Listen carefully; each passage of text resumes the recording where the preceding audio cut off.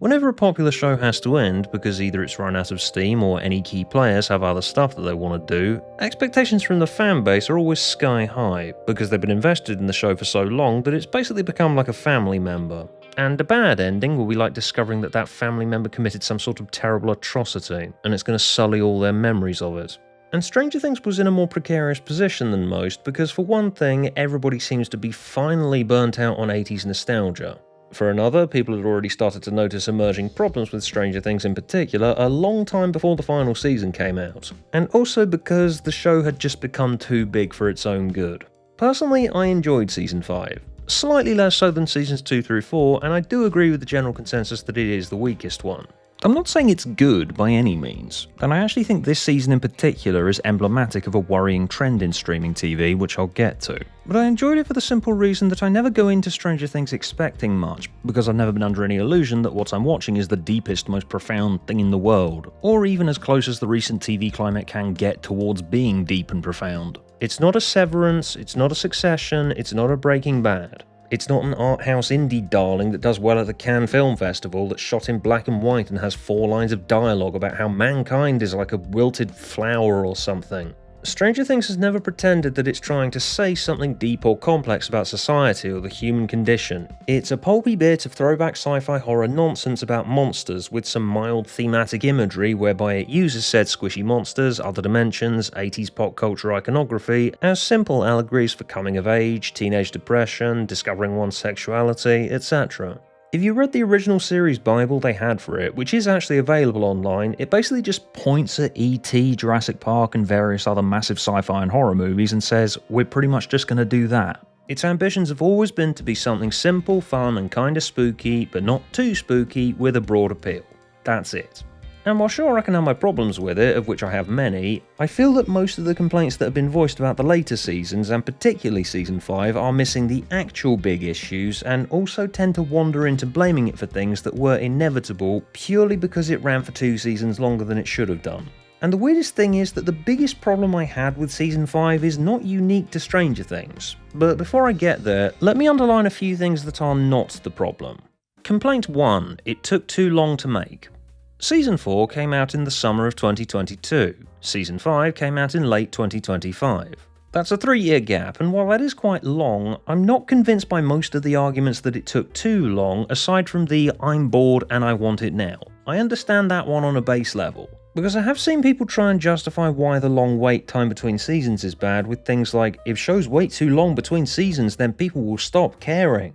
But that just is not true. People can say that they don't care anymore all they want, but they still watch it, don't they? If a show is big enough, good enough, and the marketing is as ever-present enough as Stranger Things has always been, it's going to get attention no matter when it gets released. Complaint 2, the acting. I saw a few clips being floated around social media with comments about how the kids aren't as good at acting now that they've grown up, and that the adults don't seem to care anymore. And while I do kind of halfway agree with that, when I saw those clips that were being shared in the context of the episodes that they were from, I either didn't notice or I didn't mind so much, because I was involved in the story. And that means it must have been doing something right. And I think it's less an actor problem and more a dialogue is kind of wooden problem. Maybe some of the kids were better as child actors than adults because when they were a kid, part of them kinda believed the fantasy of it. Who knows? Again, not the issue. Complaint 3, Will's coming out scene in episode 7. Okay, so a large proportion of these complaints are quite obviously rooted in homophobia. However, mixed in there are some typical complaints that people make about a sci-fi or horror property indulging too much in romance or people's relationships, when the sci-fi and horror elements are what they care about. But the thing is, this was always going to become a big part of Stranger Things because of the simple fact that it's about some kids growing up, and when kids grow up, they will start relationships. There are a lot of them, so statistically speaking, one or more is going to be somewhere under the LGBT umbrella and will have a coming out scene. This was seeded in prior seasons, the Duffer Brothers aren't exactly known for subtlety, and ultimately it's a 6-minute scene, it's just as heavy-handed as every other big speech this season, and really isn't a big deal. Anyway, so, there are some problems that have been commonly voiced that I do agree with. Main one being, there's too many characters. Stranger Things has always had a lot of characters, and it's separated them out into various groups and cut between them, but you do notice just how many more there are here than there were in prior seasons. Especially since this season involves quite a lot of standing around and copiously explaining plans to one another, which does get quite wearing. I understand why there are so many of these, okay, so if we do this, this and this, we progress the story to X, Y, and Z. Because when there's so many people to maneuver through the story, you need all of them doing something, or their presence is going to feel kind of pointless, and like some of them are just there to nod and go, yeah, okay, fine, because there just isn't enough for everybody to contribute. And yeah, they probably should have killed a lot more of them off by now than they have. Granted, yes, precedent states that you then need to have lots of grieving time for them, but not always. Does anyone even remember Barb from season 1? Has she even been mentioned since? Dustin seems to be the only one affected by Eddie's death, and the limited amount of death that's gone on up until this point means that our main characters kind of feel like they're never in any real danger. There's this bit in episode 4 where Hopper makes out like he's about to blow himself up and we cut away before we see it, but given Hopper's already had a fake out death, I don't buy that he's actually going to die this time, because it's the boy who cried wolf. You've done it before, so I'm not going to be on the edge of my seat if you try and make out like you're going to do it again. Hopper basically became invincible from that point. Another commonly cited problem, which I do think has become a massive issue, is that horror started to become a secondary consideration to Stranger Things a very long time ago.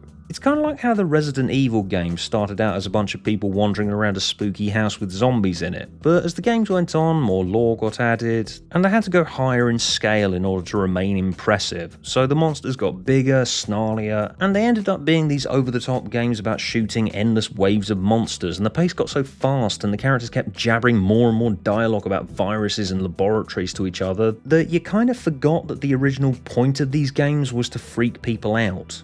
So much so that at Resident Evil 7 they stripped it all back and just went, okay, let's go back to, there is a house and there's a creepy monster family that jumps out at you and goes boo. Stranger Things is very much a victim of that exact same problem when you compare the scene in the season 1 finale with the Demogorgon in the classroom with the massive spider monster the size of a building in this one. In theory, one's bigger and therefore scarier than the other, but it just doesn't work as well. Granted, it's hard to make the monsters scary anymore when both your audience and the characters are now used to them and caught up in all their lore, but Stranger Things definitely developed the Resident Evil problem where its genre got diluted so much that it basically just became another action sci-fi show. It was about the middle of the big fight in episode 4 where we're following Mike over his shoulder and I was imagining a controller in my hand pressing R1 to dodge that I thought back to how quaint and just out and out better season 1 was by comparison.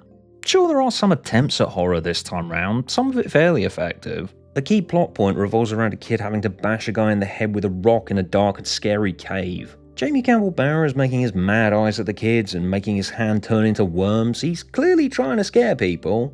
Easily the best character this season that most people seem to be in agreement on was Holly. It was just such a breath of fresh air whenever you got to watch these events from the perspective of someone who wasn't so used to strange things happening that visiting the Upside Down is like going to the supermarket. Although I don't really think you can justifiably assign blame to the Duffers for saying that the Upside Down lacks threat and atmosphere anymore, when just the fact that this is an ongoing series and most of the characters have been there a lot by this point and know what they're dealing with now is...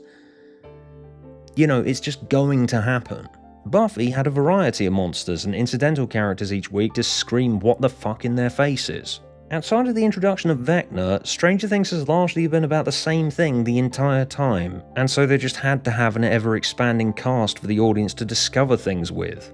I've seen people saying it might have been better to have Stranger Things as an anthology show, kinda like American Horror Story, where you have new sets of characters and locations each season. And I am partly in agreement with that. That was the initial plan at pitching stage. The problem though is that people do latch onto characters and want to see their continuing adventures. Fandom demands characters to take ownership of, and you're not going to develop as intimate a connection if they're not around for very long. Also, you got to remember that Netflix are ultimately the ones paying for all of this, and would the merchandising machine be as lucrative if it was an anthology show? Yeah, when fans make complaints and say, why not do it like this instead, you've got to remember that the entertainment industry is this needlessly complicated nightmare monster made out of 1,000 different interconnected issues, and potential solutions to those issues are never as simple as they seem. But Holly being as compelling as she was does at least cement the idea that they probably should have killed off some more characters by now to make room for new ones every year for the sake of having compelling stories of characters who aren't desensitized to the events. Because otherwise there's just too many to deal with. I mean, Holly's technically not new, but she's been unused up until this point. Another problem is the episodes are kind of exhausting. I could only watch one a day because I felt drained afterwards, which was odd given that most of them are a reasonable length this time round. I do like that the flab problem of Season 4 has mostly been fixed. In Season 4, they seem to want to give people more bang for their buck, so almost every episode was feature length, but the problem there was that there were endless amounts of scenes there to just reiterate what we learnt in the last one. In Season 5, something is always happening, things are moving, but the result is that you're overwhelmed by it. The problem I had with the opening episode of Season 3 was that it was all state of grace and no plot. It was just our characters bickering for an hour and it was so dull. In Season 5, the fat may have been trimmed, but what that means is that our characters have to stop mid-action to have the occasional conversation about how they're feeling now, because there's just no time to do it elsewhere. But it doesn't make sense. Why are you stopping? You've got stuff to do. Move!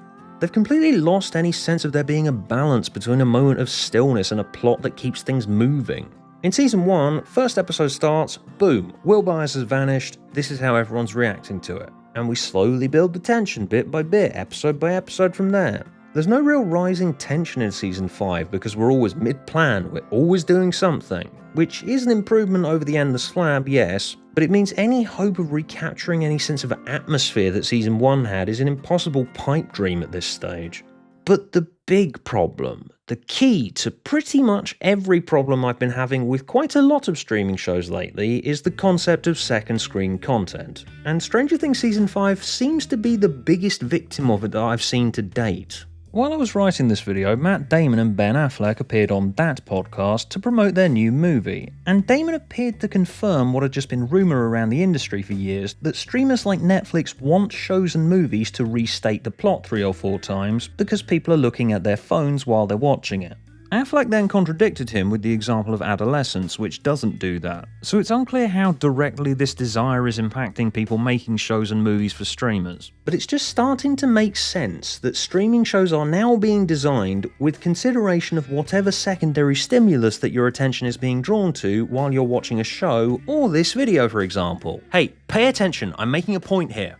Audio-only things, like podcasts, have always been made with the acknowledgement that they're there to be listened to while you're doing other things. But now that the internet's fast pace has completely finished killing everybody's attention spans, shows are largely watched now while your audience has got their phone up and they're posting about it online or playing a mindless game like Candy Crush or Subway Surfers, flicking their attention between one screen and another. So if a show's too much work for your brain to comprehend, the audience then looks up and goes, huh? What's happened? Gets confused and turns it off.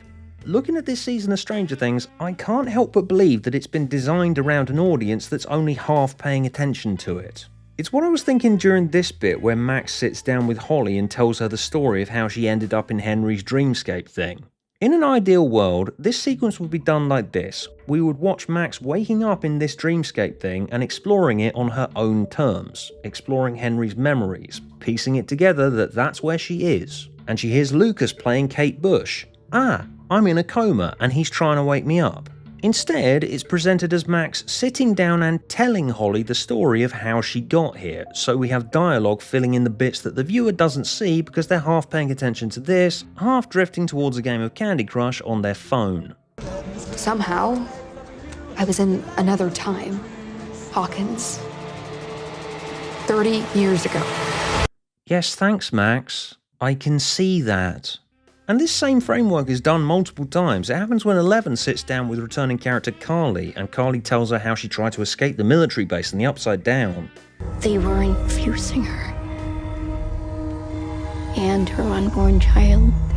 And it was killing her. Along with her unborn child. It's like I'm watching one of those AI recap videos instead of the show itself. He can hear the monster approaching. Suddenly, the light bulb of the shed glows very bright. And next moment, Will Byers disappears. We keep having these framing devices for stuff that could just be a simple scene instead of needing this narration. But the narration needs to be there to tell the viewer what they're seeing because they're not really paying attention to it.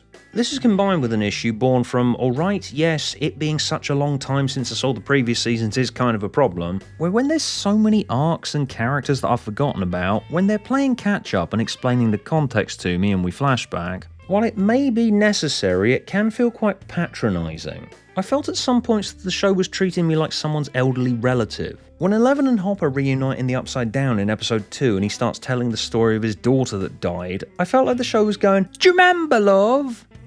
Nice man was in Vietnam. He lost his daughter. Do you remember?" Bravest person I ever knew. She stared death in the face. She never got scared. She never wavered. So, that's why you don't want me in here. Because you think Vecna will win, and I will die. Yes, Eleven, thanks for telling me the subtext. I wouldn't have got that if you hadn't told me, because I would have heard him say that and then just drifted back into my phone. I'm starting to think that phones should be designed to emit an electric shock whenever they sense your attention wandering from something that you're doing when you go to grab it. This scene in the finale where Vecna's targeting Hopper and shows him a vision of Sarah, even this creepy ghost vision has to totally kill the atmosphere stone dead by saying, "This is what my appearance means." You knew this would happen. Just like you know what will happen to her. Granted, yes, I don't know if people high up at Netflix are stipulating that shows do this, given there are examples that contradict it like Adolescence. But whether it's direct instruction from above or not, someone, I don't know who, but someone has looked back over these scripts before shooting and gone, "But will the audience get it?"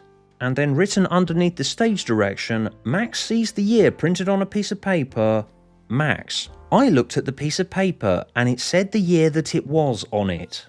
This is the actual problem you've been having with the actors. You can't really tell whether they're actually good at it or not based on the lines they've been given, because they've been made to say stuff that no human being would actually say when faced with these events. So they don't know how to use those acting skills that they have in order to process this dialogue into a tone or expression that mimics genuine human emotion. If Will Byers was a real person, he wouldn't say this. Holly, she was attached to this spire. Granted, if he was a real person and was confronted with these events, he'd probably scream, cry, crawl into a hole and beg for death. But my point is that we're drifting even further away from the characters being vague facsimiles of human beings being brought to life by the actors who've been put into fantastical situations and been told to act as if this is actually happening. And we're at the point where the Duffers are basically manoeuvring their toys around some sets to places that they need to be in order for the next scene to start. And it's at this realization that you reckon with the fact that Stranger Things stopped really having a balanced relationship between being art and being a product a long time ago. All shows and movies are both art and product in some capacity, but when a show like this is Netflix's biggest product, a product has to be designed around the way the audience watches it. Because art and audience don't exist in separate bubbles anymore. Big companies like Netflix and incredibly high-profile showrunners are aware of online fandoms of their IP because it's impossible not to be. The internet has a lot more power than it used to, and a simple awareness of it is affecting how things get made, consciously or otherwise. And fans of all big franchises need to start considering the question of whether they want a product that is made for their sakes, or whether they want to experience a piece of art that is the design of a creative visionary. Thousands of people got mad at Game of Thrones for its ending being bad. They started petitions to get the makers to do it again, but properly this time. In theory, it's because the ending wasn't good and it fucked up a story that they were telling, but I don't think that's the full story. People can claim that this petition was a result of them wanting the story to be good all they want, but I think the core reason for this reaction was that the show let them down. And Stranger Things has had this going on this time round as well, multiple times. Before the finale dropped, hundreds of thousands of people signed this petition under the delusional idea that the second batch of episodes were bad because the good scenes were cut out, and they want those hypothetical good scenes put back in. Because presumably they exist. The good scenes must exist, right? Why would my favourite show put out something bad that I hated on purpose? And then it happened again when the finale came out, where fans refused to believe that this was the actual ending, and that there must be a secret 9th episode that's coming out. Refusing to believe that maybe, just maybe, An ending where the kids grow up, graduate, the slightly older ones are off in other places with various jobs and lives of their own. Joyce and Hopper get married. An ambiguous ending where you don't know if Eleven's dead or not that mirrors season 1's ending. Refusing to believe that that's the real ending. Despite the fact all these beats are completely obvious. Again, it's an 80s Spielberg era throwback. Sure, it not being surprising in the least is a problem. I'm not saying it's anything more than a C+ ending to a show that stagnated a long time ago. Sure, alright, the finale is littered with issues and plot holes and characters going missing. There's no Demogorgons in the abyss for some reason. There's no resolution with Robin's girlfriend who just seems to vanish from the story. What happened to Derek's parents? They just sort of got left in the barn after their son got kidnapped. What was the end of that story? I could continue to rattle off all of the things that the Duffer Brothers seem to forget over the course of writing this season, but there's no point because they're all a result of the show having too many characters, too many plates spinning at once, and if they didn't miss out some of this stuff, the finale would have been 3 hours long, even more exhausting, and people would have still complained about it regardless. The frankly weird reaction of the internet to something as bland and inoffensive as the Stranger Things finale has happened because it's not art made by the Duffer Brothers and their cast and crew anymore, or even the ideal halfway house between art and product that big name franchises have always lived in. Stranger Things is a product designed for its audience, and if that audience doesn't like it, then we're consumers and we demand a refund. Sure, you can have your opinions on a creative piece all you want, as I do. As said, I think Season 5 is probably Stranger Things' weakest season. But the unbalancing of the relationship between art and product is the reason why you keep being let down by things like Stranger Things. And the reason I'm bringing up these petitions and conspiracy theories about a secret episode is that the idea that a show should place serving its audience's fantasies for it above the creator's own artistic vision for the project is in direct alignment with the idea that shows should be designed around the passive way that a large amount of people watch TV these days. Because those people with their petitions and conspiracy theories are acting as outraged consumers of a product instead of an audience for art who can take it as good or bad. And there are a lot of people with this attitude, and they're clearly the cross-section of the viewer base that Netflix is most concerned about. At the end of Season 3, they kill off a central character and half the cast leave town. Conscious or otherwise, this was basically the Duffers admitting that they don't have enough things left to do with the characters, but they've gotten themselves into this situation where they're expected to make more of it for some reason. And so what you've got with Stranger Things is a show that's tied itself in knots trying to finish telling a story that its characters outgrew a long time ago, while also conforming to how a large bulk of people watch it these days. Half paying attention, barely following it. So it's got to be as simple as possible and over-explain itself, because it's assuming that the audience is too half-interested to follow it. There is some well-executed character drama trapped inside the nightmare complex of issues that have developed alongside the overlap of the internet and streaming TV that have eaten what was once upon a time not the most original or ambitious show, sure, but definitely one of the most confident new shows out there.